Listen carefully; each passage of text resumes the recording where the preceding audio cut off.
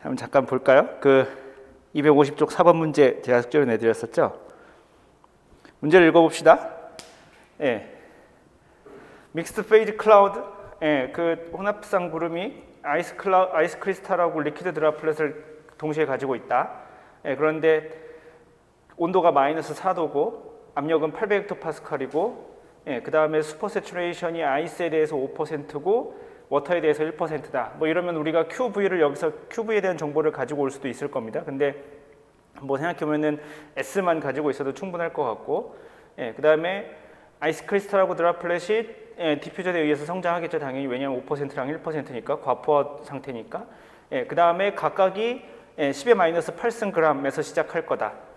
예, 근데 아이스 크리스탈은 헥사고널 플레이트 형태라고 가정을 하고, 예, 그래서 커퍼스턴스를 파이분의 2R로 가자. 예, 아이스 크리스탈을 레이디어스다 여기서. 그 다음에 그래서 드랍하고 아이스가 각각 1.1 곱하기 10의 마이너스 8승으로 한 10% 정도쯤 성장하는 거네요, 매스가. 그죠? 예, 그렇게 성장하는데 걸리는 시간을 구하라. 예, 여기서 솔루션 이펙트와 커버처 이펙트는 무시해도 좋고, 그 다음에 아이스 크리스탈에서 그 매스와 다이어미터의 관계식은 그런 식으로 가정을 하거라. 예, 여기까지가 문제죠, 그죠? 자, 그러면 식을 써봅시다. 아이스에 대해서 해볼까요? dm 오버 dt는 fd 플러스, 정확한 계산은 안 할 거고 fd, fk 뭐 상수 정하고 뭐 이런 것들은 여러분들 알아서 하시면 되고, 식을 어떻게 푸는지 보여드릴게요. 네, 그 다음에 4파이 c s죠. 그죠? 커버처 이펙트랑 솔루션 이펙트를 무시하기로 했으니까.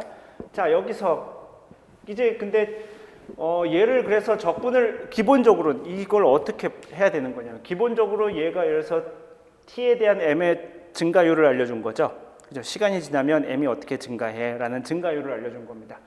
자, 그렇게 되는데 그럼 시간이 지나서 m이 어떻게 되는지 알려줄 건데, 이쪽에도 그러면은 여기에 매스에 대한 정보가 있는데 이쪽에도 뭔가 사이즈 혹은 매스에 대한 정보가 있죠. 그죠? 예, 원래는 그래서 첫 번째 접근 방식은 얘의 매스와 이쪽에 있는 사이즈에 대한 정보와 이쪽에 있는 사이즈에 대한 정보를 하나로 합쳐서 사이즈는 사이즈끼리, 그다음에 시간은 시간과 관련된 혹은 상수는 상수끼리 오른쪽에 이렇게 몰아낼 수 있는가를 먼저 체크를 해봐야 돼요. 그러면 해석적인 적분이 가능해요. 무슨 말인지 이해가 돼요? 사이즈는 사이즈끼리, 그 다음에 상수는 상수끼리 몰아버리면 해석적인 적분이 가능하죠. 만약 지금 여러분들 중에서 답을 제대로 냈던 사람이 있는가 기억이 안 나는데, 컴퓨터 프로그램 코드를 푼 사람이 있고 나머지는 답을 제대로 못 썼고 뭐 그랬었는데, 만약에 이게 이쪽의 사이즈와 이쪽의 사이즈가 어떻게 이렇게 한쪽으로 잘 안 몰아지는 상황이 될 수 있어요. 만약에 아이스 크리스탈인데 아이스 크리스탈이 완전히 뭐 비정형, 그러니까 형태가 이렇게 좀 이상해. 형태가 전혀 이상하고 막 이러면은 뭐 어떻게 한쪽으로 몰 수가 없어요. 그런 경우에는 뭐 이거를 이렇게 상수로 처리하고 뭐 하는 필요가 있겠지만, 여기는 이 문제에서는 그 정보를 다 줬어요. m은 알파 곱하기 d의 세제곱이고 커패스턴스는 파이분의 2R이네. 그죠? 그러면은 얘는 파이분의 D로 쓸 수 있겠죠. 그죠? 그러면, 아이고, 문자를 통일해야지. 파이분의 D로 쓸 수 있겠지. 그죠? 그러면은 이 식을 전부 다 D에 대한 식으로 바꿀 수 있잖아. 그죠? 넣어볼까요? dt분의 D 알파 D 세제곱은 fd 플러스 fk분의 4파이 s 남겨놓고 파이분의 d 해주면 되잖아. 그죠? c 대신에 파이분의 d 넣어주면 되고, 여기 m 대신에 이거 넣어주고, 그러면은 얘를 미분해 보면 3 알파 d 제곱 dt분의 d, 이거 문자가 별로 안 예쁘네. 대문자 D로 하자. DD는 별로 안 예쁘잖아. D, D, D, D, D는 뭐 FF 약분시켜주고, 파이 fd 플러스 fk분의 4s d가 되겠네. 그죠? 이렇게 될 거 아니야. 그러면은 약분되잖아. 그죠? 네.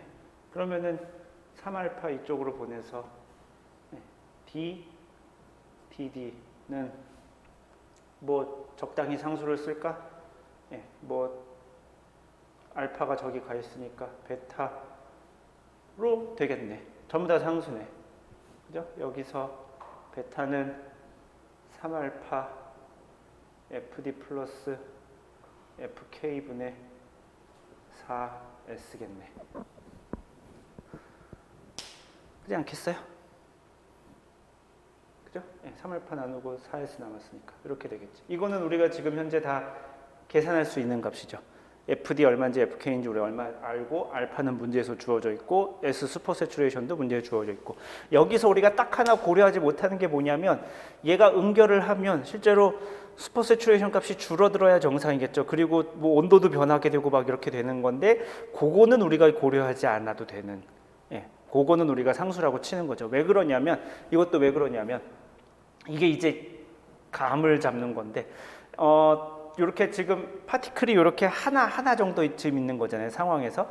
파티클이 하나 있는 상황에서는 슈퍼 세츄레이션 값이 그렇게 많이 변하지 않습니다. 왜냐하면 이게 수증기량이 그거보다 훨씬 더 많은 오더기 때문에 얘가 그렇게 가지고 가는 게 생각하면 그렇게 많지 않아요. 원한다면 사실 계산해 줄 수 있어요. 지금 수증기의 양이, 그러니까 그 입자의 양이 10의 마이너스 9승 늘어나는 거죠. 그죠? 10의 마이너스 9승 g이 늘어나는 거잖아요. 10의 1 곱하기 10의 마이너스 8승이었는데 1.1 곱하기 10의 마이너스 8승 되니까 10의 마이너스 9승 g이 늘어나는 거죠. 라고 생각해 보면은 일반적으로 대기에서 그 있는 수증기의 양의 오더를 생각해 보면 무시해줘도 괜찮은 양이 되는 거죠. 그래서 슈퍼 세츄레이션이 지금 현재 5%, 1% 그렇게 주어져 있는데 그냥 두면 됩니다. 자, 끝났네. 그러면은 이거 어떻게 돼요? 이거 뭐야? 2를 양변에 곱해주는 게 애초에 편했었구나. 양변에 2를 곱해줘서 여기가 8s로 만들고, 그러면 여기 dt가 없어졌네. d 제곱은 베타 t가 되겠네. 그죠? 양변을 적분하면 이렇게 되죠. 여기 2 곱하는 게 계산이 쉬울 것 같아서 뒀어요. 여기다 2 곱해서 여기 4가 8로 바뀌었습니다.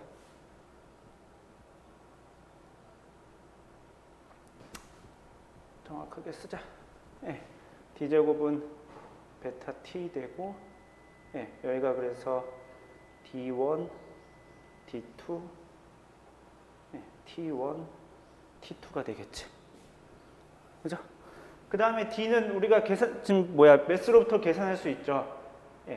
알파 d1의 세제곱이 얼마냐면은 10의 마이너스 8승 g이고, 알파 d2의 세제곱은 1.1 곱하기 10의 마이너스 8승 g이죠.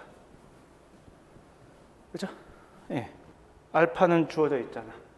알파는 1.9 곱하기 10의 마이너스 2승 g/, 세제곱 센티미터 주어져 있잖아. 그러면은 양변을 알파로 나누면은 d1의 세제곱, d2의 세제곱이 각각 세제곱 센티미터 단위로 나올 것이고, 그러면은 d1, d2가 센티미터 단위로 답을 구할 수 있겠죠. 그죠? 그래서 구할 수 있어요. 그래서 d2 마이너스 d1, d2 제곱 마이너스 d1 제곱이 베타의 t2 마이너스 t1 이렇게 계산할 수 있습니다. 그죠? 여기서 지금 요 식을 통해서 D1하고 D2를 계산할 수 있습니다. 그죠? 할 수 있지, 이 정도는? D1하고 D2를 그래서 여기다가 집어넣으면, 양변을 베타로 나누면, T2-T1을 계산할 수 있죠. 이렇게 계산하는 거예요. 베타, 여기서 우리 값 다 알고 있으니까, 계산하면 되는 것이고. 오케이? 어려울 일이 아니에요. 드랍에서도 똑같습니다. 네, 이거 이렇게 계산하면 되고, 대신 요거 아이스에서는 FD하고 FK가 이제 아이스에 대한 상수로 바뀌면 될 것이고, 드랍에서는 어떻게 생겼더라라고 생각하면 드랍은 여기가 그냥 R이죠. 그죠? 캐패시턴스가 그냥 반지름이라고 하면 됐었죠. 그죠? 드랍에서는 뭐 볼 것도 없이 M은 로 W 곱하기 3분의 4 파이 R 세제곱이잖아. 그죠? 그래서 아까 거랑 사실 똑같아요. 계산이 달라지는 게 없어.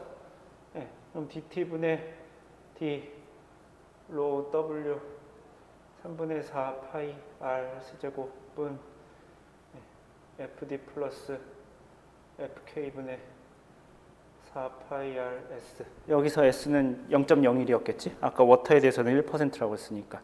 아까 아이스에 대해서는 0.05를 집어넣으면 됐었고, 여기다가 0.01을 집어넣으면 됐겠지. 양변에 미분하면 로 W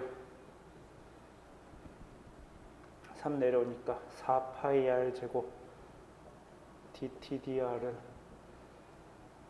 fd 플러스 fk분의 4 파이 s r 이렇게 되겠네. 똑같잖아 아까랑. r 여기 하나 약분해주고, 그 다음에 4파이도 뭐 날려주고, 그죠? 여기다가 2만 곱해줄까? 그리고 로 W 나눠주면은 2R, DR은, 그래서 로 W 나눠줘가지고 책에는 뭐 FD 프라임 플러스 FK라고 했었나? 뭐 그랬었고, 여기도 그냥 써주면 로 W FD 플러스 FK분의 로 W 2R, DR 남았고, 그러면은 2S DT 이렇게 되겠네. 얘 뭐 다시 베타라고 씁시다. 똑같은 문제잖아. 그러면은 R제곱 R1부터 R2까지는 베타 T, T1부터 T2. 왜냐하면 지금 베타가 우리가 시간에 대해 원래 S가 시간에 대해서 변하기 때문에 저 적분이 원래는 좀 어려워지겠지만, 그거를 우리가 무시하고 상수로 두면은 얘 적분이 그냥 이렇게 베타를 상수로 취급해서 쉽게 적분이 되겠죠. 그런 거 아니야? 그럼 똑같은 거 아니야? R2제곱 마이너스 R1제곱은 베타의 T2 마이너스 T1 베타로 나눠주고, R2하고 R1은 똑같이 로 W 3분의 4 파이 R1의 세제곱은 1 곱하기 10의 8승 마이너스 8승 그램이고, 로 W 3분의 4 파이 R2의 세제곱은 1.1 곱하기 10의 마이너스 8승 그램이고, 여기서 20과 20으로부터 각각 R1과 R2를 구해내고 여기다 대입하면은 델타 T를 구할 수 있죠. 끝. 제대로 푼 사람이 한 사람도 없었어.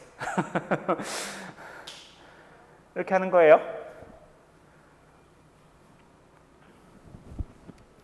항상 이렇게 우리가 좀 실전에 약한데. 질문 있어요?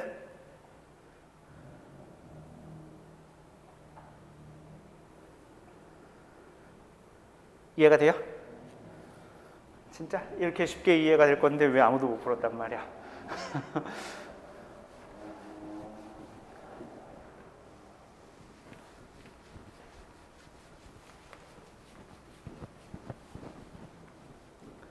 다음 문제가 뭐였지? Which of the two cloud particle grow faster?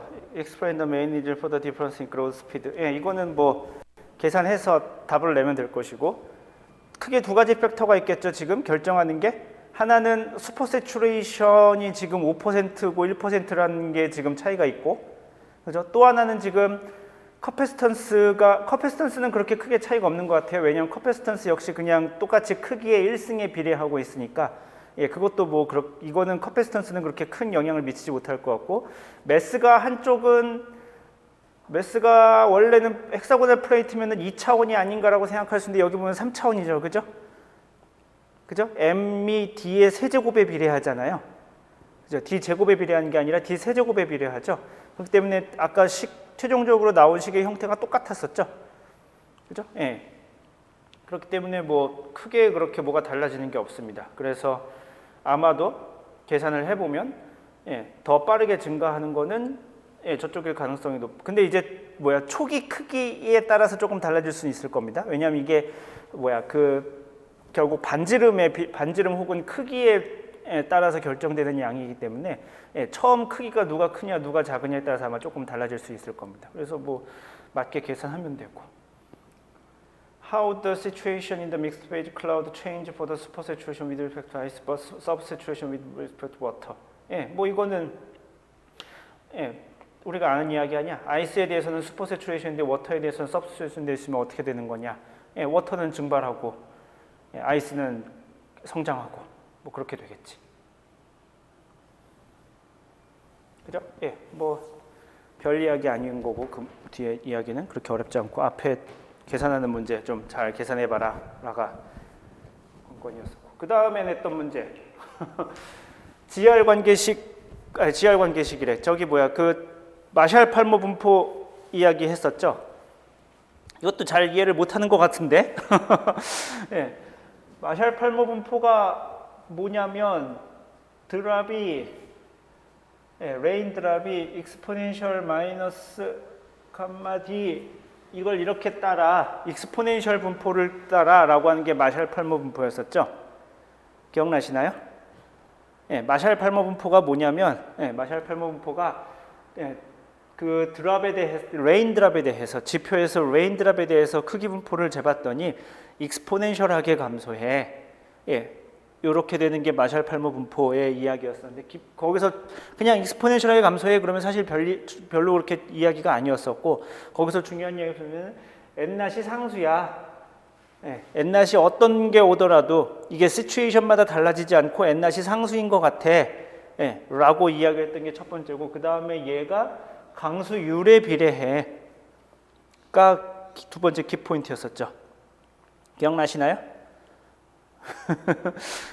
그랬어요. 그래서 이게 무엇을 함의하는 거, 어떤 거를 함의하는 거라고 해봤더니 우리가 강수율을 계산할 수 있거든.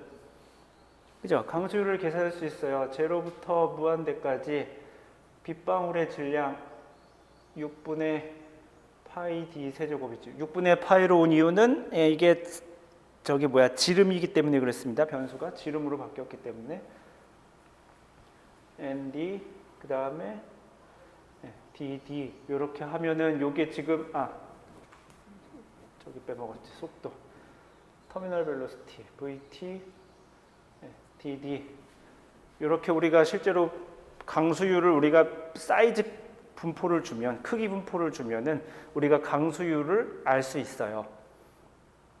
그죠? 그래서 지난번에 잠깐 이야기했지만 수업 시간에 이야기했지만 우리가 클라우드 안에서 일어나는 구름 안에서 일어나는 미세물리 과정을 이해하는데 가장 핵심되는 변수가 뭐냐면 크기 분포예요. 크기 분포를 알면 나머지 것들은 적당히 가정을 하거나 우리가 뭐 이미 알고 있는 것이나 그런 지식을 동원해서 거의 모든 클라우드에 관련된 인포메이션을 우리가 알아낼 수 있어요. 키포인트는 크기 분포예요. 그래서 그 크기 분포를 어떻게 처리하에 따라서 미세물리 과정을 계산하는 법이 달라지기도 하고 그런 거죠. 여하튼 이렇게 되는데 강수를 우리가 계산할 수 있는데 얘를 이런 식으로 했다는 이야기는 강수율이 이쪽에 또 있고 이쪽에도 있기 때문에 우리가 거꾸로 그래서 얘에 대한 정보를 알 수 있게 돼라고 이야기를 했었죠. 그래서 그거를 문제로 내드린 거예요. 다시 그래서 잘 써보면 rho w 6분의 파이 d 세제곱 not exponential gamma t vt를 우리가 알파 곱하기 d 베타 승이라고 하자. dd. 그랬을 때 알파하고 베타를 우리가 구할 수 있고 특히 여기서 중요한 거는 알파보다 베타가 훨씬 중요하죠. 비례상수보다는 이게 그래서 뒤에 몇 제곱에 비례하는 결과가 나오는가. 그래서 우리가 알고 있는 대로 작은 빗방울은 그러니까 아주 처음에 2승에서 출발해서 그렇죠? 점점 작아져 가지고 우리가 뭐 일정한 레이놀즈 넘버를 가정하면은 0.5승이라고 했었죠. 뒤에 0.5승이었었고, 그런데 실제로 그게 빗방울이 더 납작해지는 효과를 고려하면은 거의 어떤 일정한 상수에 접근한다고 이야기했었죠. 기억나시나요? 처음 들은 것처럼 이야기하면 안 돼요? 처음 들은 것 같은 표정을 보여주면 안 돼요?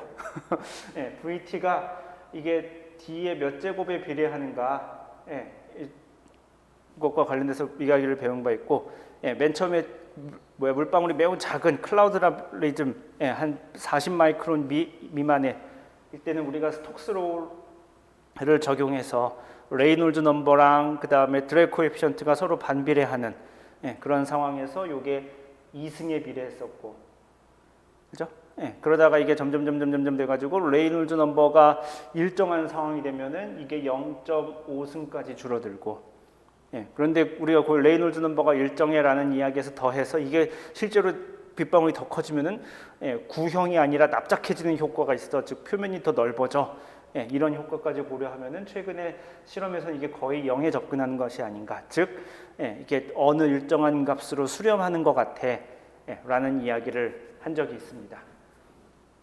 그게 그래서 여기서 요 베타가 요렇게 했을 때 그 베타가 우리가 알고 있는 대충 그 정도 범위쯤에 나오는 값인지를 체크해 보라고 했던 문제였었죠.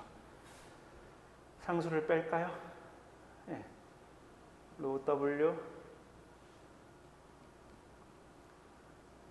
6이 위로 올라갈 것이고, 그 다음에 파이가 밑으로 내려갈 것이고, R은 여기부터 무한대까지 N-이 밑으로 가야 될 것이고, 알파가 밑으로 가야 될 것이고, 그죠? 로 W도 밑으로 가야지. 로 W가 밑으로 가고, 로 W, 파이, N-, 알파가 밑으로 가고, 6이 위로 올라가고. 그러면 상수를 다 처리했으니까 D세제곱, 익스포넨셜, 마이너스 감마 D, 플러스 베타 DD 이렇게 되겠죠. 그죠? 이 푸는 과정을 이해를 해야 돼요. 예. 이렇게 되겠죠? 그죠? 예, 이렇게 될 겁니다. 예, 그러면은 이거 적분 할 수 있어야 돼요. 할 수 있나요? 할 수 있나요? 적분을 해 못해. 이거 적분을 할 줄 알면 넘어가면 되고, 그냥 답만 보여주면 되고, 적분을 못하면 보여줘야 되고. 적분 못해요? 오케이. 인테그랄 0부터 무한대까지 x의 묘제곱 익스포넨셜 마이너스 묘제곱 마이너스 x dx 요런 꼴이죠. 그죠? 예, 적당히 치환하면 우리가 항상 이런 식으로 비스무리하게 만들 수 있겠죠. 여기 물론 익스포넨셜 마이너스 어쩌고저쩌고 요 앞에 상수가 붙어 있지만 얘 적당히 치환 적분하면은 상수로 처리할 수 있고, 어쨌든 우리가 요 꼴로 만들 수 있습니다. 자, 얘의 적분은 어떻게 하냐면은 얘를 우리가 i의 뮤라고 치면은, 예, 자, 얘를 실제로 적분을 하면은 이거 뭐 적분하는 방법이 되게 많은데 치환 적분, 부분 적분으로 하면은 쉽습니다. 예. u를 x의 u제곱 v 프라임을 익스포넨셜 마이너스 x제곱, 예, 이라고 하면은 u 프라임은 뮤의 x의 u 마이너스 1제곱, v는 얘 적분하면 되니까 마이너스 익스포넨셜 마이너스 x, 그죠? 그래갖고 얘는 어떻게 되면 uv 마이너스 x의 뮤제곱 익스포넨셜 마이너스 x 양부터 무한대 마이너스 인테그랄 제로부터 무한대 뮤 프라임 v, 예. 그러니까 마이너스가 요 앞으로 나와가지고, 그리고 뮤가 상수니까 뮤 앞으로 나오고 x의 마이너스 1 익스포넨셜 마이너스 x dx 이렇게 되겠죠. 그죠? 예. 그래서 얘를 잘 째려보니 얘를 얘를 i의 뮤 번째 수열이라고 생각한다면 얘는 위에 거랑 바뀐 게 없이 뮤 마이너스 1만 왔죠. 그죠? 그러니까 얘는 더하기 뮤 곱하기 i의 뮤 마이너스 1 이렇게 쓰면 될 겁니다. 그죠? 예. 그 다음에 얘를 생각해 보면 무한대의 값을 집어넣으면 익스포넨셜 마이너스 무한대가 0이죠, 그죠? 예, 그래서 0 날라갈 겁니다. 예, 무한대분의 묘제곱은 무한대로 커지는데요라고 생각해 보면 익스포넨셜이 훨씬 더 빨리 0으로 갑니다. 예, 익스포넨셜로 싸워서 이길 수 있는 게 많지 않아요. 예, 익스포넨셜 마이너스 무한대가 훨씬 더 얘가 무한히 증가하는 것보다 얘가 0으로 가는 게 훨씬 더 빨리 0으로 가기 때문에 곱하면 0 됩니다. 예, 그리고 원한다면 뭐 로피탈의 정리 뭐 이런 거 쓰면 됩니다. 0 집어넣으면은 예, 이쪽이 얘는 1이고 얘는 0이기 때문에 이건 0일 거고. 예, 그래서 무한대나 0이나 전부 다 0이기 때문에 요거 적분한 결과는 실제로 0이 됩니다. 그래서 요것만 남아요. 예, 그래서 얘를 적분하면은 예, i의 뮤는 우리가 잘 모르는데 이게 뮤의 i의 뮤 마이너스 1에 대해서 예, 점화식을 할 수 있고 예, 이전 거에다가 뮤를 곱해서 나오는 거라는 걸 알 수 있죠. 그래서 이게 일종의 팩토리얼하고 같아지게 됩니다. 예, 뭐 감마 함수로 우리가 나중에 표현하기도 하고 그렇습니다. 왜냐하면 팩토리얼은 일반적으로 정수에서만 그러니까 자연수에서만 예, 우리가 이야기할 수 있는 건데 여기서 뮤가 꼭 자연수여야 된다는 보장이 없죠. 예, 그렇기 때문에 어떤 임의의 수도 올 수 있기 때문에 그때에 우리가 그 함수를 정의하기 위해서 감마 함수를 도입을 합니다. 그러니까 감마 함수는 어떤 거냐면은 자연수 정의역에서는 예, 그 팩토리얼이랑 똑같이 움직이고 예, 나머지 영역에서 얘를 연속으로 이렇게 이은 네, 이런 함수라고 생각하면 됩니다. 네, 이게 감마 함수예요. 그래서 얘를 일반적으로 감마 함수의 형태로 쓸 수 있습니다. 얘는 그래서 그렇게 되고요. 그래서 얘를 그런 식으로 쓰려고 예, 변수를 조금 치환해 봅시다. 예, 감마 d를 우리가 x로 치환해 봅시다. 예, 그러려면은 어떻게 하면 되냐면 여기다가 감마가 하나 곱해져야 될 것이고 왜냐면은 감마 d를 치환할 거니까 d 감마 d가 돼야 되겠죠. 그 다음에 여기도 감마 d의 3 플러스 베타 제곱이 돼야 되겠죠. 그러면 감마의 3 플러스 베타 제곱을 곱해야 되고 감마를 하나 더 곱해야 되니까 감마의 4 플러스 베타 제곱을 곱한 게 되겠죠. 예, 그러니까 나눠주면 되겠죠. 그러니까 알파 로 w 베타 파이 벤난 그 다음에 감마의 4 플러스 베타 제곱 분의 6r은 제로부터 무한대까지 예, 이제 감마가 다 됐죠. 뭐 치환해 보면 x의 3 플러스 베타 제곱 익스포넨셜 마이너스 x dx 예. 아, sorry. 위로 올라가야지. 무슨 소리야? 예, 감마의 4 플러스 베타 제곱 양변을 이렇게 곱해야지.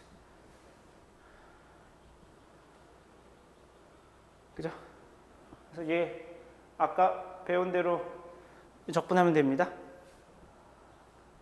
예, 그래서 적분하면은 얘를 일반적으로 이렇게 감마 함수로 표현합니다. 예, 감마 함수로 표현하고 얘 4 플러스 베타가 됩니다. 예, 그리고 얘는 우리가 계산할 수 있는 값이에요. 예, 여러분들 심지어 포트란에도 내장 함수로 있습니다. 예, 포트란에다가도 프린트 감마 4 플러스 베타 베타가 얼마인지 우리가 적당히 주었다 치고 하면은 이게 나오는 값입니다. 이거 우리가 알고 있는 상수예요.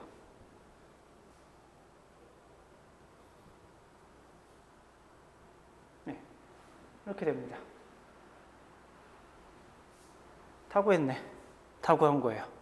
뭘 타구했다는 거야? 생각해 보면은 지금 여기서 요식을 잘 ጨ다 보면은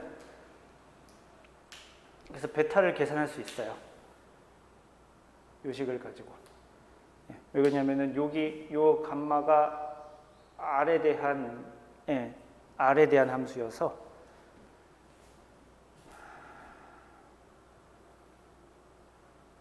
n-은 상수고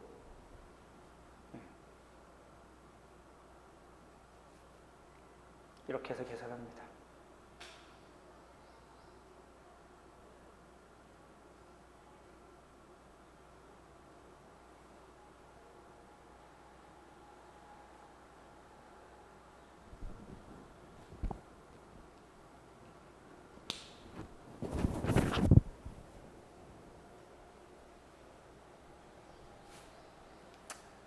네.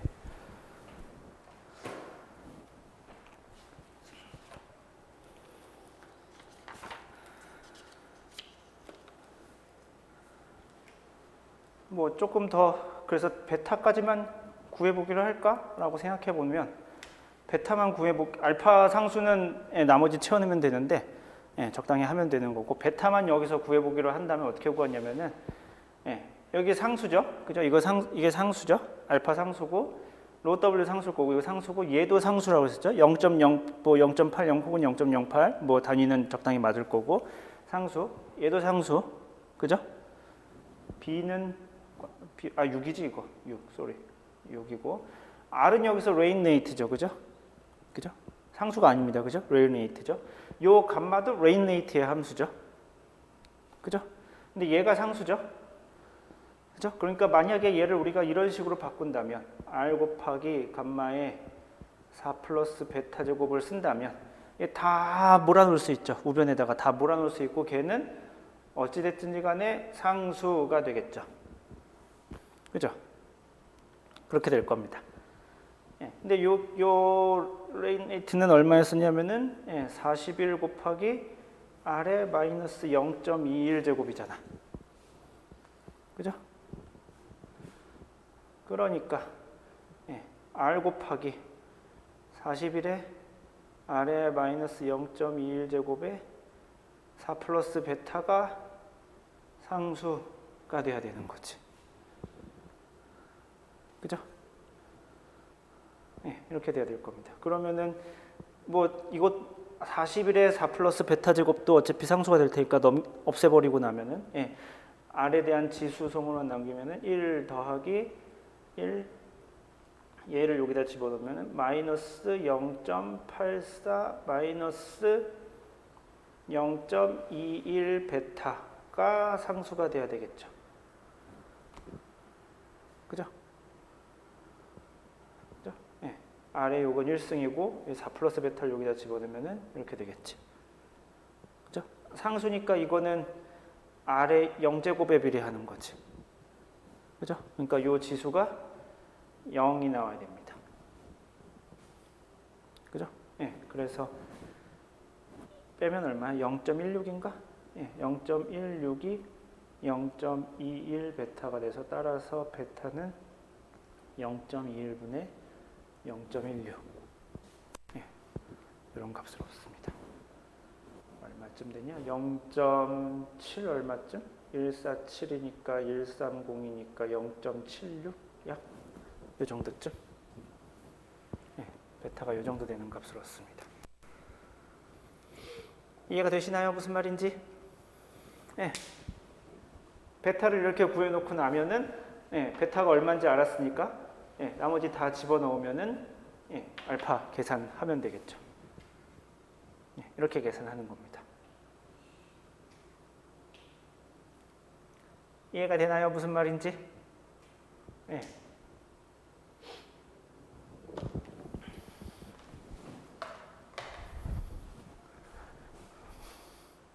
신나게 배워놓고 나서 한 학기 동안 신나게 배웠는데 이런 걸 계산을 못하면 안 돼.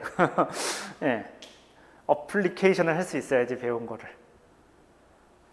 그냥 이렇게 배운 건 배운 거고, 그러나 나는 그룹 물리의 문제는 해결할 수 없고, 이러면 좀 그렇습니다. 배웠으면 해결을 할 수 있어야 되는 거고. 사실 근데 그 사이에 간극이 있을 수는 있어요. 뭐 신나게 배워놓고 뭐 이런 거는 아무도 안 보여줘서 뭐 그렇게 우리가 말은 할 수 있는데, 뭐 한편으로는 사실 내용을 배웠으면 여기서 우리가 지금 하면서 뭔가 새로운 내용은 하나도 한 게 없으니까 할 수 있으면 당연히 좋을 거고, 그 뭐 잘 못했다 하더라도 지금 한번 최소한 지금 한번 봤으면은 우리가 그 다음에는 그러면은 이런 식으로 어플리케이션을 하는 거군 이라고 좀 간단하게라도 계산을 할 수 있으면 좋고. 갈수록 우리 좀 그런 게 있어요. 그냥 컴퓨터에다 냅다 때려 넣으면 답이 나오는 그런 것들에 좀 익숙해져 있어서 이런 것들이 지금 무슨 의미를 가지고 있는 건지에 대해서 좀 잘 덜 생각해 보게 되는 그런 경향이 있는데, 마샬 팔머 분포가 진짜로 함의하고 있는 것이 이런 겁니다. 마샬 팔머 분포를 잘 이해하고 있으면 얘는 지금 빗방울이 떨어지는 것이 D의 약 0.76승으로 예, 떨어지고 있어야 이렇게 되는군. 이게 0.21이 나오는군. 예, 이라고 이렇게 이해를 하게 됩니다. 오케이? 이해가 되나요? 무슨 말인지? 예, 요 0.21이 달라졌다면은 예, 당연히 요 베타도 달라졌겠죠. 그죠?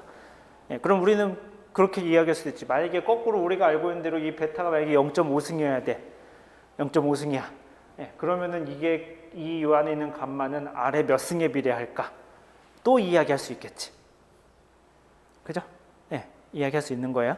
고개를 끄덕끄덕 한다는 소리는 어떻게 하는지 계산하면은 제가 콕 찔러서 시키면 할 수 있다는 소리예요.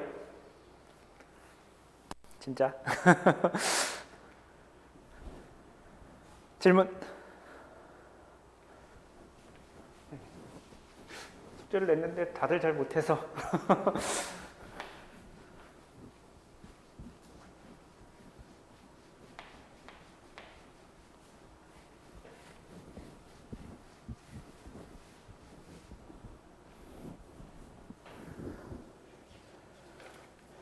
질문이 없으렸다.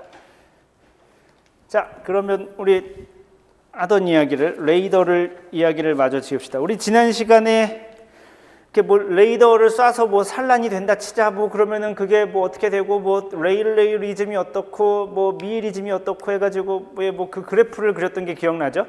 이쪽에 로그 플롯으로 그렸을 때 여기가 기울기가 4여야 되는 게 레일레이 리즘이고 4에서 조금 줄어들기 시작해서 이게 오실레이션을 하는 게 미 리즘이고 그래서 과학 리즘에서는 그게 상수로 일정하게 되고 그래서 만약에 우리가 그 그래프를 누군가 주고 이게 왜 이렇게 되는지 설명해봐. 그럼 우리는 아주 바텀 라인에서부터 설명할 수 있어야 됩니다. 그죠? 왜 D 6제곱에 비례하는지도 우리가 원한다면 설명할 수 있어야 돼요. 그죠? 그 D 6제곱에 비례해가지고 뭐 이렇게 되는 거죠. 그죠? 자, 오늘은 그래서 GR 관계식이라는 이야기를 해봅시다.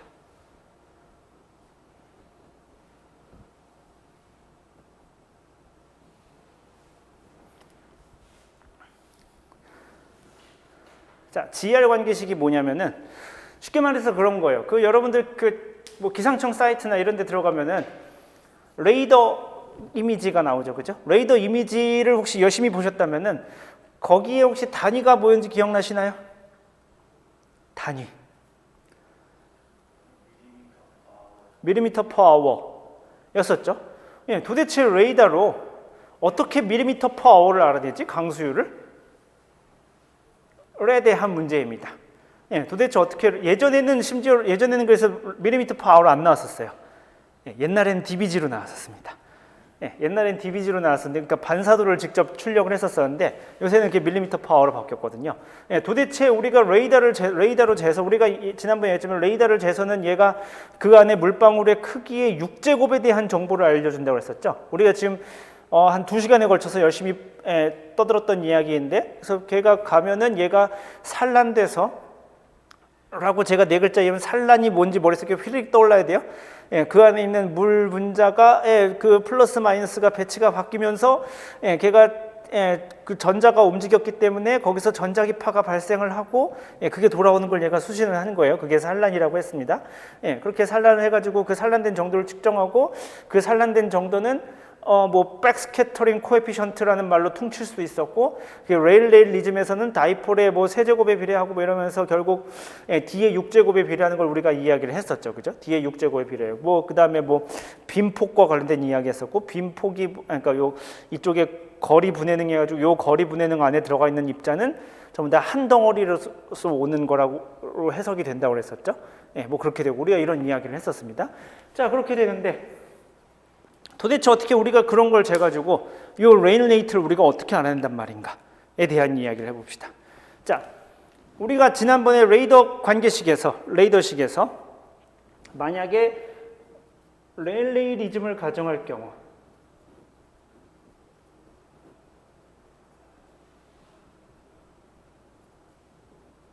레일레이 리즘을 가정할 경우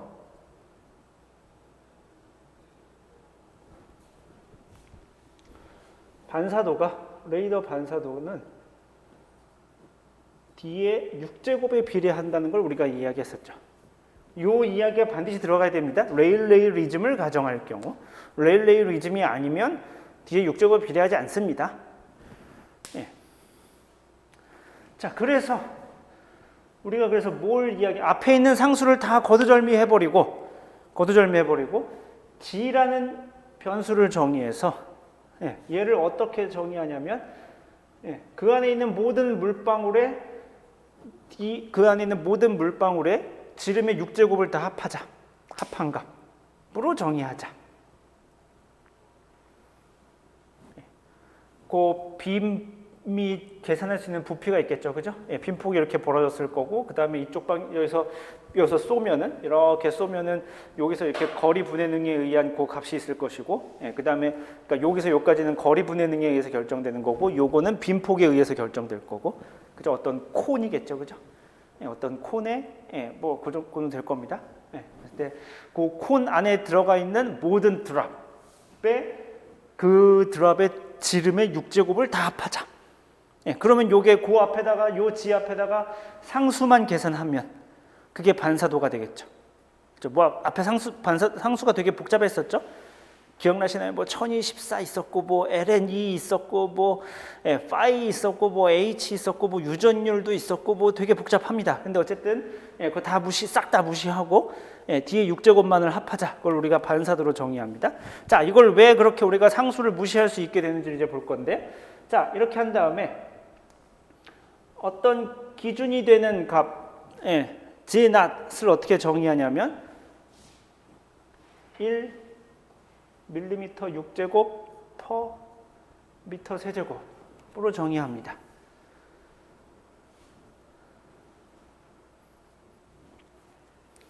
그러니까 얘는 가로 1m, 세로 1m, 높이 1m 되는 큐빅 안에 지름이 1mm인 드랍 한 개가 있는 상황이죠. 그죠? 지낫은 그런 거겠죠. 지낫은 이게 지금 의미하는 게 뭐냐면은 요런 큐브 안에 여기가 지금 1m, 1m 안에 드랍이 하나 있는 요런 상황이죠. 요 드랍이 지금 지름이 1mm. 그러면은 G 낫 값이 이렇게 되겠죠. 이해가 되나요? 무슨 말인지? 이해가 되고 있는 거죠. G 낫을 우리가 그렇게 정의하고, 그래서 G에 대해서 데시벨을 계산합니다. 데시벨 우리가 어떻게 한다고 했더라? 기준 신호 분의 우리가 재는 시그널을 로그에다 집어넣어 가지고 거기다 대시니까 곱하기 10 한다고 했었죠. 10 로그 10에 G 나분의 G를 dBG라고 합니다.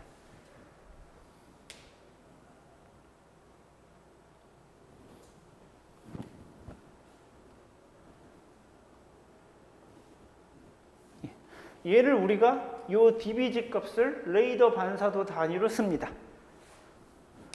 이걸 레이더 반사도의 일종의 단위로 사용합니다.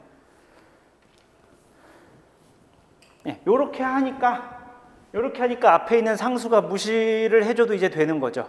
이 앞에 있던 상수를 무시해줘도 되는 이유가 사실 여기서 나오죠. 왜냐하면 어차피 그래봐야 요 기준 시그널 레이더 반사도랑 어차피 약분돼서 사라졌을 테니까 사라지고 우리가 그러면 얘가 변수니까 얘만 고려해주면 되는군, 이렇게 되는 거죠. 이해가 되시나요? 무슨 말인지? 이 앞에 있는 상수를 무시해줘도 되는 이유입니다. 이렇게 해서 우리가 이게 일종의 반사도의 단위가 되는 겁니다. 그러니까 반사도를 열심히 측정을 해가지고 이렇게 뭐가 나올 텐데 걔를 우리가 단위를 매겨줘야 될 거 아니야. 단위가 기본적으로 뭐라고 나오겠죠, 그죠? 그죠? 요거 뭐 있을 거고, 그 다음에 뭐 앞에 여러 가지 복잡하게 붙은 상수로 단위가 나올 텐데, 그거를 그냥 요 기준되는 반사도에 대한 비율로 계산하면은 그 앞에 있는 거 싹 다 무시해주고 얘를 단위로 쓰면 되겠죠. 이해가 되시나요? 무슨 말인지?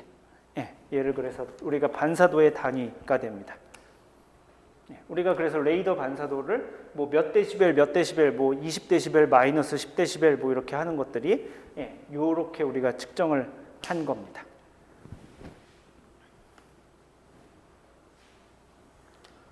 그리고 생각해보면 이게 당연히 숫자가 1이니까 예, 숫자가 당연히 1이니까 이거 뭐 사실 생각해 주면은 없애줘도 뭐 별 문제가 없겠죠, 그죠? 예, 그러니까 얘가 그러니까 요거에 대한 인포메이션을 알려주는 거야라고 생각을 하면 되겠죠. 밀리미터 6제곱 퍼 미터 세제곱, 그죠?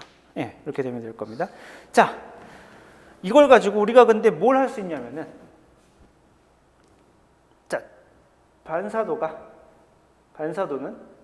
요거였으니까 얘를 우리가 다시 쓰면 어떻게 되냐면 무한대까지 ND 그 다음에 D 6제곱 TD 이렇게 하면 되겠죠. 그죠? 네, 모든 드랍에 대해서 D 6제곱을 다 합해주는 거니까 이렇게 쓰면 되겠죠. 그죠? 표정이 오늘따라 야리까리한데 이해를 하고 있는 건지 아닌 건지 잘 모르겠는데 무슨 소리인지 모르겠어요?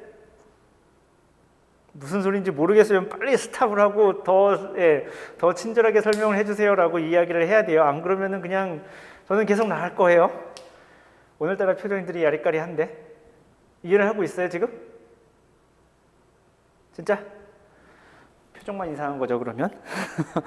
자, 여기다가 마샬 팔모 분포를 가정해 봅시다. 마샬 팔모 분포를 0부터 무한대까지 n0 그 다음에 exponential 마이너스 감마 d d 6제곱 td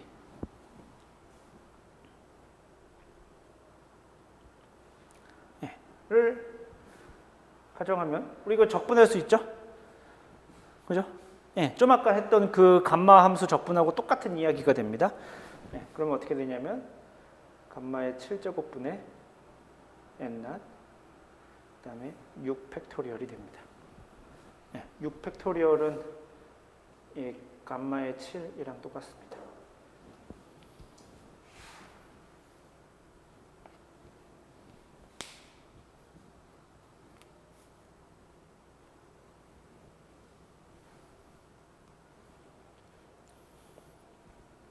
자, 이거 계산할 수 있어요. 이걸 계산할 수 있어. 왜냐하면 n0 우리가 아는 상수죠. 그죠? n0 뭐 0.08인가 0.8인가 그렇다며. 예, 알고 6팩토리얼 이거 720이잖아. 그죠? 알죠? 아는 숫자예요. 6팩토리얼 720이에요. 감마 우리가 알고 있는 숫자죠. 이거 아까 했잖아. 41 곱하기 R의 마이너스 0.21제곱이라며. 그죠? 예, 이거 아는 숫자야. 그러면은 이걸 위로 올리면 어쩌고저쩌고 숫자가 나오겠죠. 숫자를 실제로 계산을 해보면 약 앞에 숫자가 320이 되고, 예, 감마에 여기 아래 마이너스 0.1제곱이니까 7제곱하면은 마이너스 1.47제곱이 되겠죠. 분모에 있는 거니까 위로 올라가면 마이너스 빼면 되겠지. 예, 아래 1.47제곱이 됩니다. 예, 그러니까 여기서 R은 예, 단위가 밀리미터 퍼 아워로 했을 때 숫자를 이렇게 320으로 얻을 수 있습니다. 예, 그러니까 만약에 우리가 물방울이 마샬 판머 분포를 따른다면 우리가 그러니까 물방울에 대한 크기 정보를 우리가 알고 있다면 반사도와 레인 레이트 사이의 관계를 우리가 알 수 있는 거죠.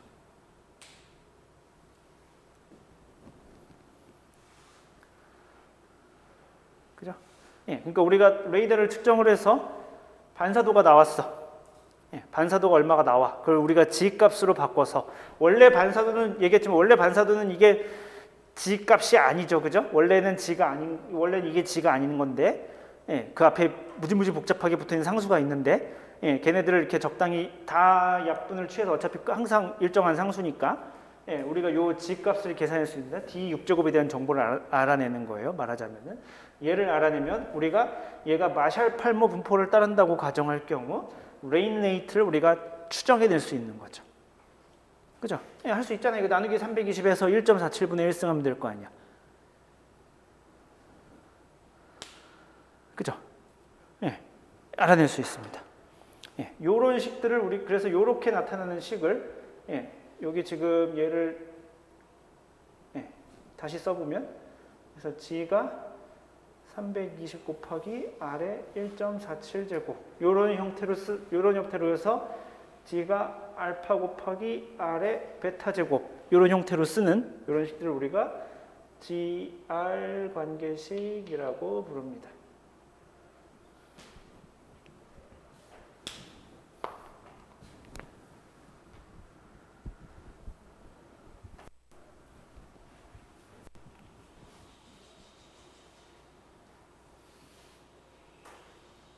이해가 되시나요? 무슨 말인지? 네, 이런 걸 우리가 GR 관계식이라고 합니다. 사실 유명한 GR 관계식이, 그러니까 얘는 지금 마샬-팔모 분포를 따른다고 할 때의 이야기죠. 그죠? 마샬-팔모 분포를 따른다고 할 때의 GR 관계식은 아마 이렇게 생길 거야가 됩니다. 근데 뭐 마샬-팔모 분포를 따를 수도 있고 안 따를 수도 있고 그렇잖아. 아까 보면은 뭐 그렇지 않을 가능성도 있었죠, 그죠? 왜냐하면 마샬-팔모 분포를 해봤더니 터미널 벨로시티가 D에 아까 0.76승에 비례하는 건데 우리가 아는 것보다 조금 값이 크죠? 빗방울 리즘에서는 0.5라고 그랬었는데 그 0.5보다 작아질 것 같은데 0.76이라고 그랬었고, 그리고 우리가 마샬-팔모 분포를 할 때 수업할 때 이야기했지만 얘는 엄청나게 많은 분포의 평균값이 그렇다는 거지 어떤 개별적인 이벤트가 마샬-팔모 분포를 따르냐 하면은 그렇지 않다고 이야기했습니다. 예. 일반적으로 편차가 굉장히 커요. 예, 그리고 되게 센서티브합니다. 그래서 일반적으로는 G가 이렇게 될 거라고 치고, 예, 사람들이 이제 피팅을 합니다. 예, 반사도를 가지고 레인 레이트를 가지고 피팅을 합니다. 예, 그래서 뭐 제가 알기로는 제일 많이 쓰는 디스트리뷰션이 아래 1.6제곱 B예요. 얘보다 조금 지수가 크네요, 그죠?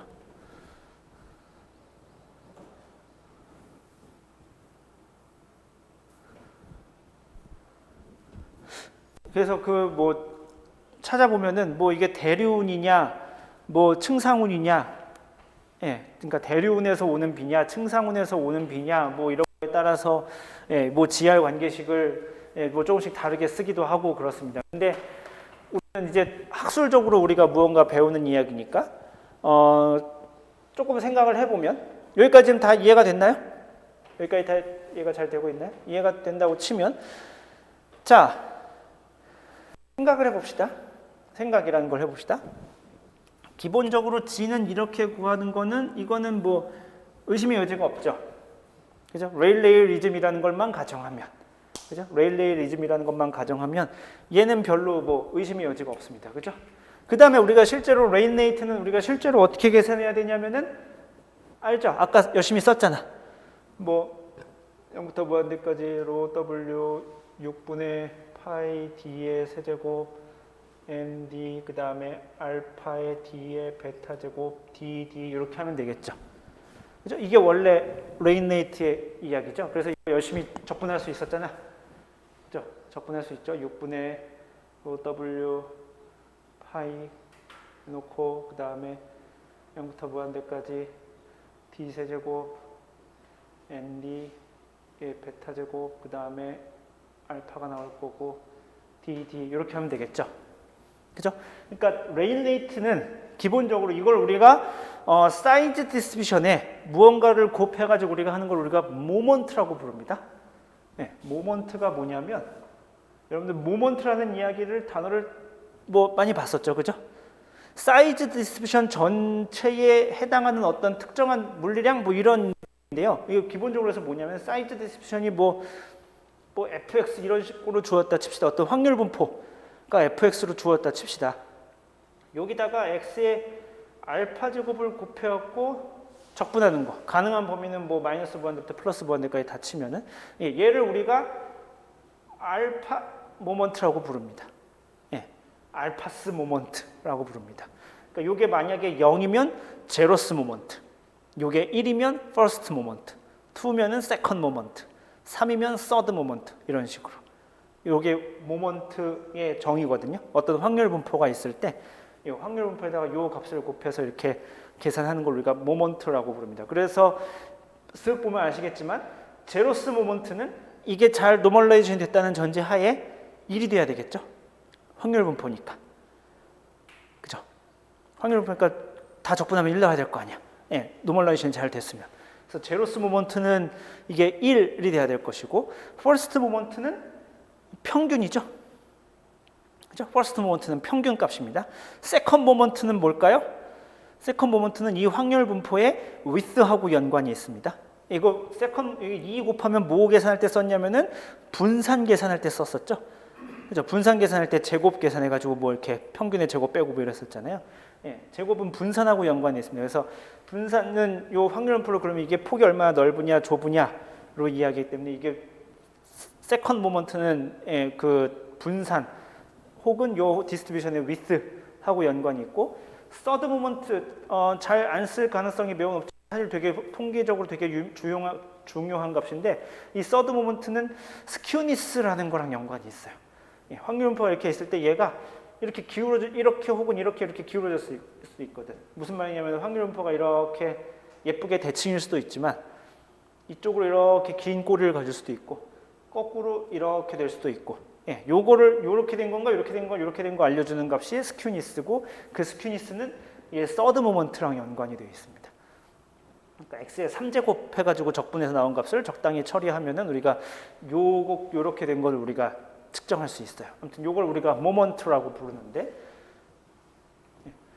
그래서 레일 레이트는 기본적으로 얘가 3 플러스 베타 승의 모먼트하고 연관이 있는 것 같고요. 그죠? 그 다음에 반사도는 6스 모먼트랑 연관이 있죠.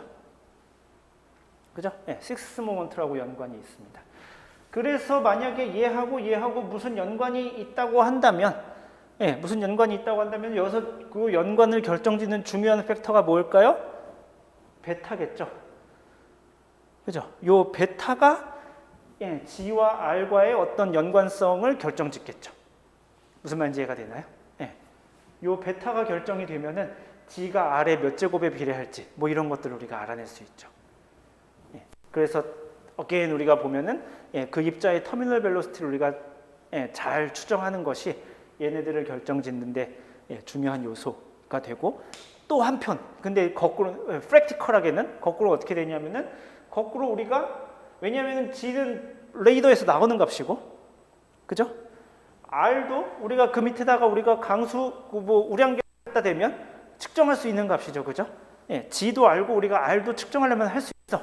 예, 그러면은 거꾸로 이거를 가지고 이 정보와 이 정보를 가지고 우리는 거꾸로 베타를 추정해낼 수도 있는 거죠. 그죠? 예. 그러니까 뭐 그렇게 한다는 이야기, 제가 너무 수업을 고등학생식으로 하나 좀 그런 생각이 가끔 드는데, 예, 제가 만약에 고등학생 수업을 한다면 뭐 이런 식으로 이야기를 하겠죠. 만약에 제가 이걸 줬어요. 예, G가 적당히 GR 관계식을 적당히 줬어. 그럼 여러분들은 뭘 할 수 있냐면은 거기서부터 터미널 벨로시티가 예, D의 몇 제곱에 비례하는 건가를 계산해낼 수 있는 거죠. 가령해서 제가 문제에서 G와 R 사이의 관계식이 G는 200 곱하기 R의 6제곱이라고 치자. 그렇다면은 이로부터 유추할 수 있는 터미널 벨로시티와 D와의 관계식을 구하시오. 하면 여러분들은 할 수 있는 거죠. 이해가 되시나요? 무슨 말인지? G를 열심히 계산해서 여기다 넣고 그 다음에 R 열심히 계산한 결과를 여기다가 넣어가지고 걔 1.6 제곱한 게 맞으려면은 요 베타가 얼마야 되는가 우리가 계산할 수 있는 거죠. 오케이? 그래서 우리가 이렇게 레이더를 가지고 뭐 기본적으로 우리가 레이더를 가지고 뭐 강수량을 라고 이야기를 하지만 사실 강수량을 추정하기 위해서는 이런 백그라운드가 필요합니다. 그래서 기본적으로 그래서 레이더는 반사도를 측정하는 것이고 그래서 우리가 그거로부터 강수량을 알아내기 위해서는 몇 가지 더 추가적인 정보가 필요하게 됩니다. 그리고 물론 아까도 이야기했지만 얘가 적분이 되려면 ND가 일단 적분이 가능한 형태여야 되겠죠. 이상한 함수면 당연히 적분이 안 될 것이고 그래서 얘를 우리가 적분할 수 있는 형태가 많지 않습니다. 뭐 아까 했던 마샬-팔 분포가 익스포넨셜하게 떨어지는 함수죠, 그죠? 그렇게 되면 아마 계산이 쉬울 것이고, 그 다음에 익스포넨셜하게 떨어지지 않더라도 뭐 감마 함수 정도가 되면 아마 적분이 될 것이고, 그 다음에 우리가 챕터 5 할 때 로그 노멀 분포에 대해서 잠깐 배운 바 있습니다. 로그 노멀 분포도 얘를 적분하면 계산할 수 있는 형태입니다. 예, 그 정도가 아니면 우리가 예, 실생활에서 얘를 이렇게 이렇게 얘를 잘 피팅하면서 물방울의 크기를 잘 피팅하면서 적분이 쉽게 되는 것이 그렇게 많지 않습니다. 그리고 여러분들이 지금 아마 뭔 소리인지 모를 수 있지만 감마 함수는 생각해보면 제너럴라이즈드 익스포넨셜 함수라서 예, 크게 감마 함수 아니면 로그노멀 함수 둘 중에 하나 정도에서만 적분이 가능합니다. GR 관계식은 이렇고요.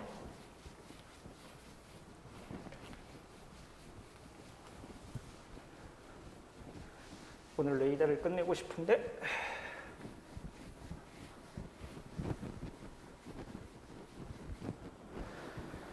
자, 마지막으로 도플러 레이더.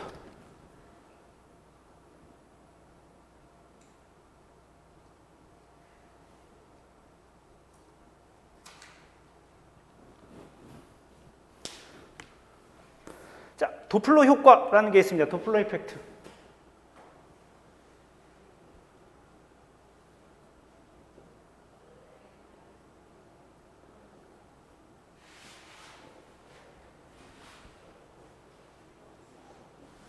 자, 도플러 효과가 뭘까요? 아, sorry. 6번이 있었는데 제가 건너뛰었어요. sorry. 네. 6번이 뭐였었냐면은 레이더 영상의 종류 있었는데 건너뛰읍시다. 뭐 시간도 없고 중요하지도 않고 다 알고. 도플러 효과 뭐죠? 도플러 효과 뭐예요?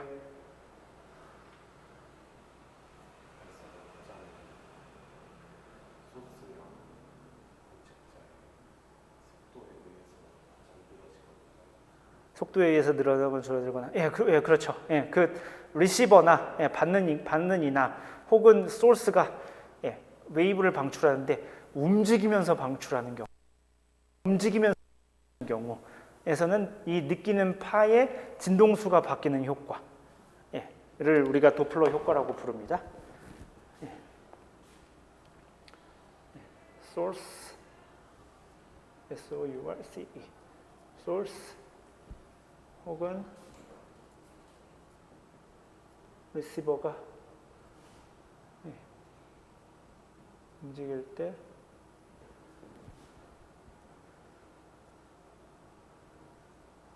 방출한 파의 진동수가 바뀌어 수신되는 현상.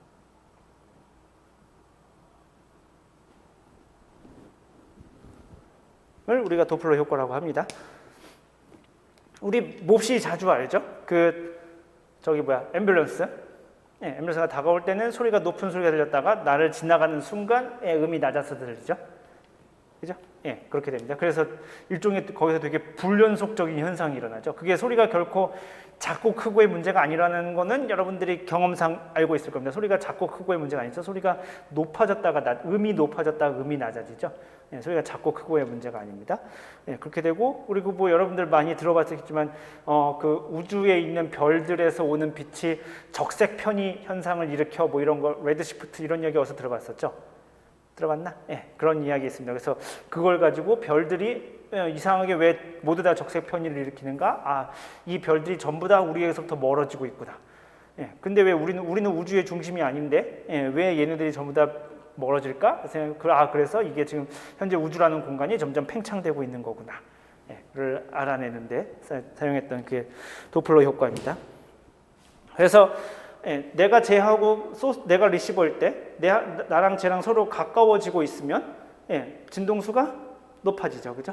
제가 멀어지고 있으면 진동수가 낮아집니다. 그죠? 우리 뭐 이 정도는 알고 있다 치고. 자, 그런데 일반적으로 우리가 레이더에서 내가 수신기예요. 내가 레이더를 쐈고 제가 물방울 지금 산란해서 내가 지금 얘를 받을 거예요. 그런데 내가 쏜 파의 진동수와 제가 산란시킨 파의 진동수는 원래 같은 게 정상이라고 했었죠. 그죠? 원래 같아야 됩니다. 지난번에 그게 산란의 특징이라고 했습니다. 원래 같아야 되는데 저놈의 물방울이 움직이면 저기서 산란돼서 돌아오는 전자기파의 진동수가 내가 쏜 거하고 달라질 수 있겠죠. 그죠? 그거를 측정하는 게 도플러 레이더입니다.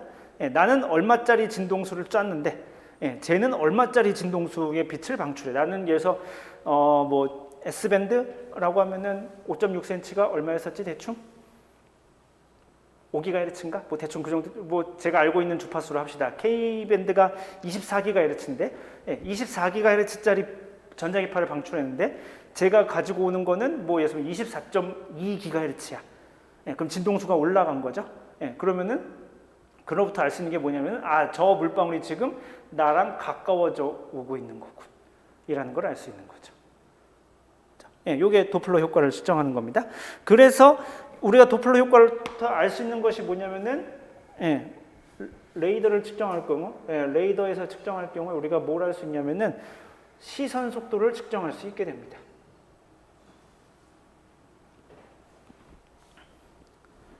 영어로 radial velocity입니다.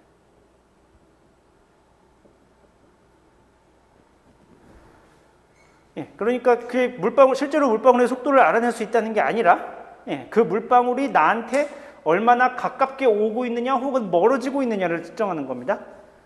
그래서 뭘 할 수 있냐면은 그 프리퀀시의 변화는 어떻게 되냐면 이렇게 됩니다. 람다분의 2 곱하기 물방울의 속도 그 다음에 R방향의 그 중에서 단위 벡터를 내적한 거. 요 R방향의 단위 벡터 이게 뭐냐면은 내가 수신기고 여기 물방울이 있을 때 요 벡터가 R 벡터입니다. 그러니까 얘가 어디론가 움직이고 있을 때 그 속도 벡터와 요 R 벡터와의 내적한 값, 즉 얘 속도 벡터의 요 R 방향의 성분을 알아내는 거죠. 이 방향 혹은 뭐 이 방향으로 가겠지. 그 방향의 성분값만 우리가 알아낼 수 있는 겁니다. 결코 얘의 물방울의 속도 그 자체를 알아내는 건 아니에요.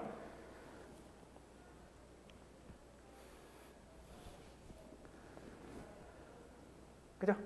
자, 그렇게 되면은 자, 하나 물어봅시다. 자, 그러면 물방울의 진짜 속도를 알아내고 싶어. 레이더 몇 개 있으면 될까요? 물방울의 진짜 속도를 알아내고 싶어. 그러면 레이더가 몇 개가 있으면 될까요? 레이더 몇 개가 있으면 물방울의 속도를 알아낼 수 있을까요?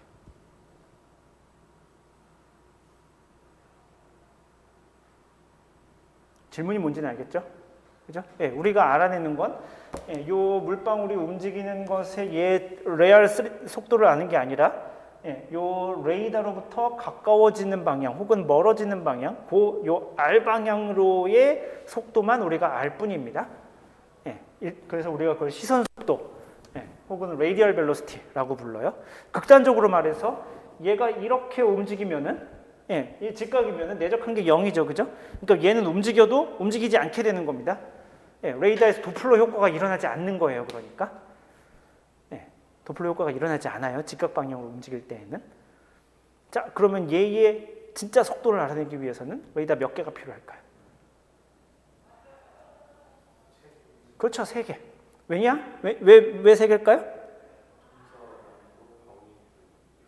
얘가 3차원으로 움직이니까, 얘가 3차원에서 움직이니까 레이더 3개가 있으면은 레이더 3개를 가지고 얘 서로 같은 입자를 측정했다 치고, 같은 입자에 대해서 우리가 레이더 3개에 대해서 도플러 효과를 가지고 오면은 도플러 효과를 측정하면 얘 진짜 3차원 속도를 알 수 있겠죠. 근데 많은 경우에 요 연직 속도는 우리가 무시합니다. 연직 속도를 우리가 연직 속도가 없다고 가정을 하면은 레이더 2개가 있으면 되겠죠. 그래서 레이더 2개를 가지고 레이더 2개를 중첩시켜서 나온 범위를 레이더 2개의 저희 관측 중첩된 범위 안에 있는 입자들의 움직이는 속도를 우리가 알아내는 거죠.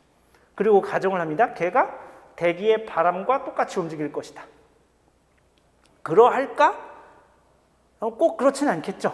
왜냐하면 드래그라는 게 있으니까. 그죠? 기본적으로 물방울이 엄청 크다고 생각해봐. 바람이 불어도 안 움직일 거 아니야, 얘는. 그죠?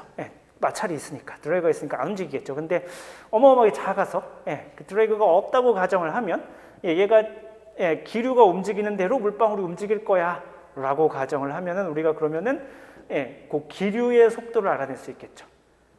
그죠? 그래서 뭐 위성에서 나오는 위성이나 혹은 레이더에서 재는 바람 벡터라는 게 있습니다. 이런 식으로 재는 겁니다. 그 위성 혹은 레이더의 관측 장비 두 개가 겹쳐져 있는 영역에서의 걔네들의 입자의 도플러 효과를 재서 걔네들의 2차원 속도를 우리가 계산해내는 거죠. 3차원으로 움직이긴 한데 걔가 연직 방향으로는 움직이지 않는다고 가정을 하고. 오케이? 무슨 말인지 이해가 되나요? 자, 그렇게 됩니다. 자, 그런데 여기서 이제 중요한 이야기가 뭐냐면 오늘 이야기가 안 끝나는데 어떡하지? 앞에 문제 푸는데 너무 오래 걸렸어.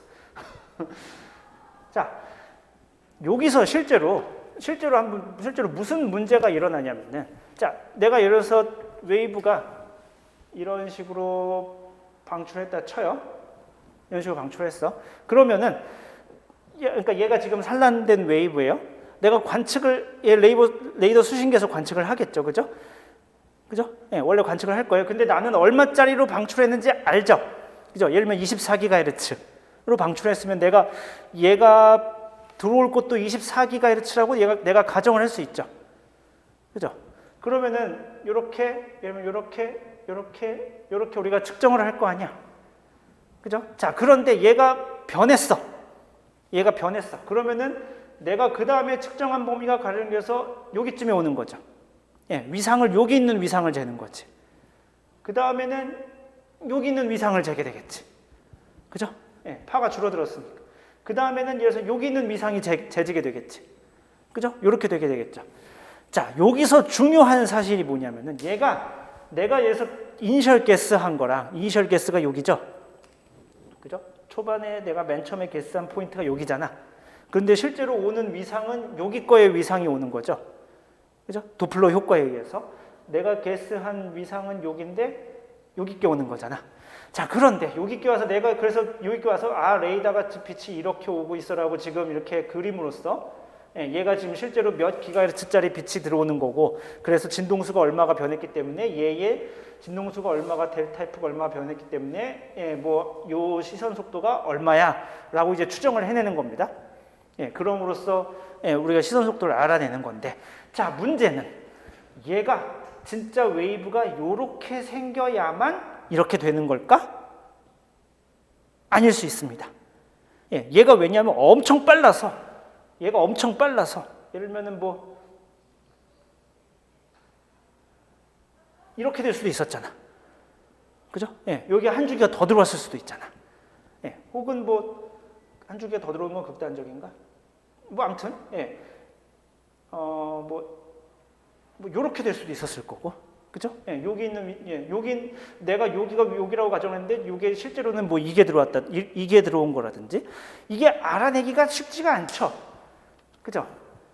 생각을 해보면은 얘가 지금 이렇게 규칙적으로 이렇게 들어와가지고 이렇게 잴 수 있을 것 같지만, 실제로 우리는 웨이브를 디스크리트하게 재기 때문에 연속으로 재는 게 아니기 때문에 실제로 요게 위상이 요거에 딱 되는 게 아니라 이게 해서 한 바퀴 돌아서 온 위상을 우리가 구별할 수가 없는 상태가 되는 거죠. 무슨 말인지 이해가 되나요? 얘가 주파수가 얼마짜리가 들어오는지 간에 얼마가 들어오는 것이 정확하게 측정이 안 될 수도 있어요. 또 하나 무슨 효과가 벌어지냐면은 펄스를 쏘잖아. 그죠? 한 펄스를 쏘고 그 다음 시간이 지나서 그 펄스가 그 다음 거 쏘고 이렇게 되죠. 그죠? 레이더를 펄스 형태로 방출하잖아요, 빛을. 그래서 이게 돌아오는 거잖아요. 돌아오는데 진동수가 다르면 빛이 디스펄스 되죠. 분산됩니다. 우리가 왜 저기랑 똑같은 거예요? 무지개랑 똑같은 거예요. 굴절률이 달라지기 때문에 디스펄스 되죠. 그죠? 디스펄스 됩니다. 굴절률. 여기서도 지금 맞고 들어오기 때문에 얘의 진동수가 변하게 되죠. 그래서 그 다음 쏘는 펄스랑 이게 겹치게 되게 됩니다. 이게 진동수가 너무 많이 변하게 되면 이 다음 쏘는 것과 겹치게 되는 현상이 발생합니다. 자, 그래서 지난번에 우리가 했던 그런 레이더 폭 그런 거랑 똑같이 이야기를 해가지고 이게 반드시 뭐랑 작아야 되냐면 도플러 편의가 얼마 이상을 측정할 수 없냐면은 2분의 pulse repeating frequency, 보다 커져서는 안 됩니다. 이러면 레이더가 잘못 해석이 됩니다.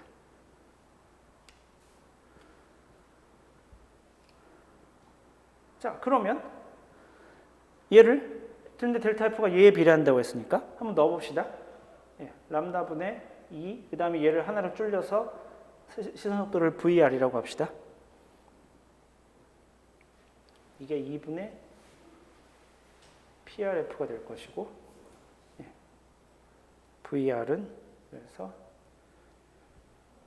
뭐보다 작아야 되냐면 4분의 람다 PRF가 되어야 됩니다.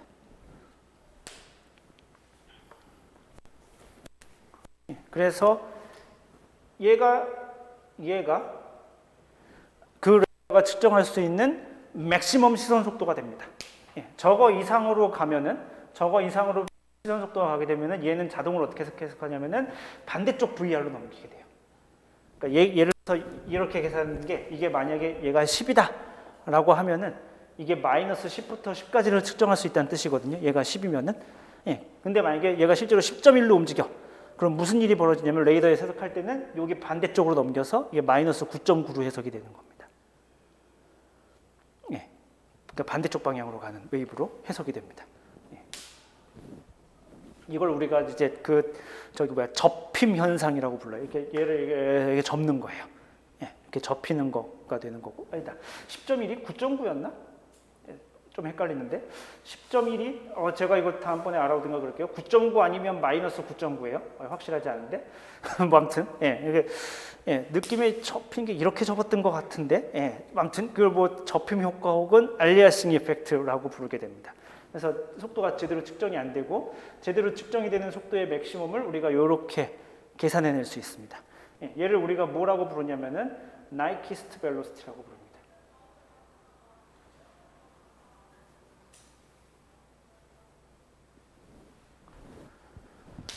나이키스트가 사람 이름이에요.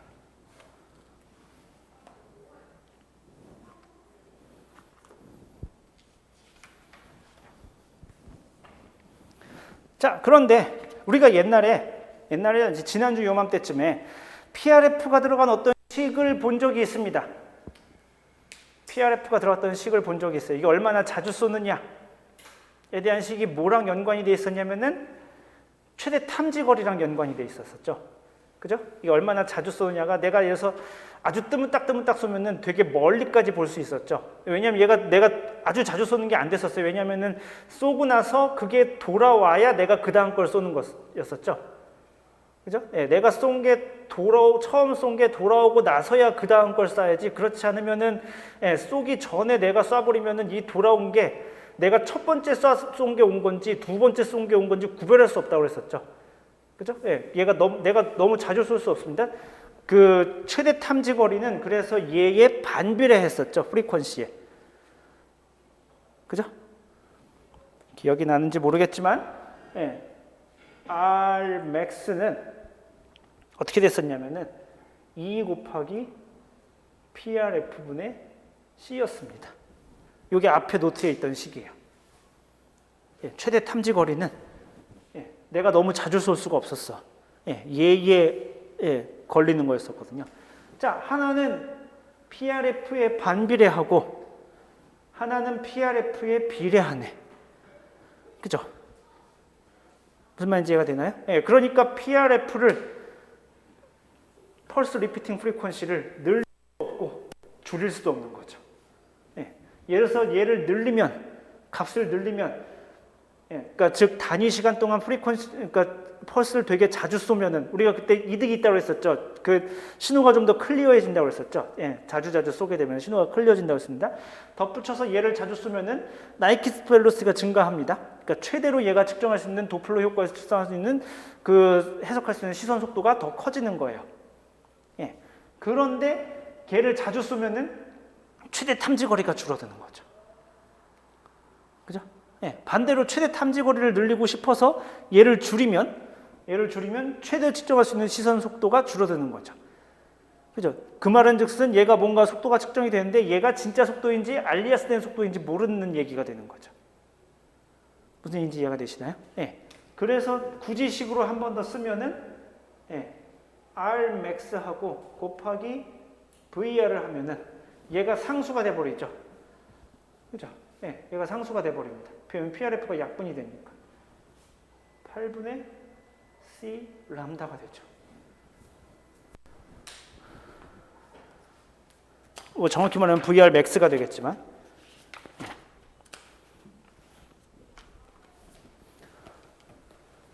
그죠? 그래서 계산할 수 있습니다. 레이더 파장에 따라서 뭐 파장에서 뭐 얘면은 5cm짜리라고 칩시다. 그러면은 얘가 C가 3 곱하기 10의 8승 미터 퍼 세크니까 이걸 곱하면은 1.5 곱하기 10의 9승 단위가 좀 그지 같아졌지만 미터 퍼 세크에 곱하기 센티미터가 됐고 나누기 8하면은 그러면은 0.2 대충 0.2 곱하기 10의 9승 미터 퍼 세크 곱하기 센티미터 단위가 뭐 대충 되겠죠, 그죠? 그죠? 요렇게 우리가 5cm 파장짜리를 쓴다면은 예를 들면 R이 예를 들어서 그 당시에 뭐 예를 들어서 뭐 200km야. 그러면은 맥시멈으로 잴 수 있는 VR이 정해지는 거죠. 그죠? 무슨 말인지 이해가 되죠? 맥시멈으로 잴 수 있는 VR이 정해지는 겁니다. 뭐 계산하면 열심히 할 수 있어요. 요걸 우리가 뭐라 그러면 도플러 딜레마라고 부릅니다. 도플러 효과를 가지고 우리가 뭔가를 앞에서는 우리가 그 최대 탐지거리와 관련돼서는 뭐 그래봐야 신호가 클리어지네 안 좋아지네 뭐 이 정도쯤의 의미였었는데 지금 여기서는 물리적으로 더 큰 제약이 가해지는 거죠. 레이더가 측정할 수 있는 시선 속도의 최대값이 결정되는 거니까 물리적으로 이건 한계가 되는 거죠. 뭐 수신기를 잘 만들고 못 만들고의 문제가 아닌 거지. 그죠? 무슨 얘기인지 이해가 되죠. 뭐 수신기의 감도가 떨어져? 그건 우리가 잘 만들면 될 일이고 그런데 이거는 기본적으로 물리적으로 최대 탐지거리와 최대 시선 속도 사이에 반비례 관계가 있어가지고 걔를 곱해버리면 일정한 상수가 되는 이걸 도플러 딜레마라고 부릅니다. 알겠습니다. 우리 다음 시간에 봅시다. 수고했습니다.